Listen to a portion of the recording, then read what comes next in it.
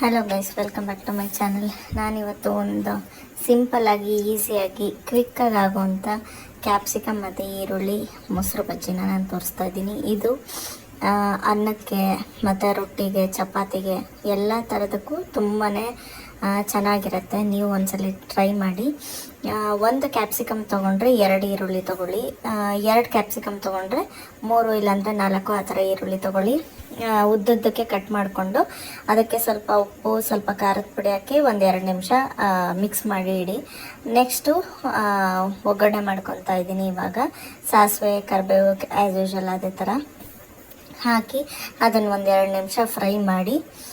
ಚೆನ್ನಾಗಿ 1-2 ನಿಮಿಷ ಫ್ರೈ ಮಾಡಬೇಕು. ಉಪ್ಪು ಹಾಕಕ್ಕೆ ಹೋಗ್ಬೇಡಿ, ಯಾಕಂದರೆ ಮಿಕ್ಸ್ ಮಾಡಬೇಕಾದ್ರೇ ಹಾಕಿದ್ದೀವಲ್ವ. ಸೊ ಹಾಗಾಗಿ ಇವಾಗೇನು ಉಪ್ಪು ಹಾಕೋ ಅವಶ್ಯಕತೆ ಇರಲ್ಲ. ಇದನ್ನು ಚೆನ್ನಾಗಿ 1-2 ನಿಮಿಷ ಫ್ರೈ ಮಾಡಿಕೊಂಡ್ರೆ ತುಂಬ ಚೆನ್ನಾಗಿರುತ್ತೆ ಟೇಸ್ಟ್. ಹೇಳಬೇಕು ಅಂತಂದರೆ ನೋಡಿ, ಈಗ 1-2 ನಿಮಿಷ ಫ್ರೈ ಆದಮೇಲೆ ಈ ಥರ ಆಗಿದೆ. ತುಂಬ ಫ್ರೈ ಮಾಡೋದು ಬೇಡ, ಜಸ್ಟ್ 2-3 ನಿಮಿಷ ಫ್ರೈ ಮಾಡಿದ್ರೆ ಸಾಕು.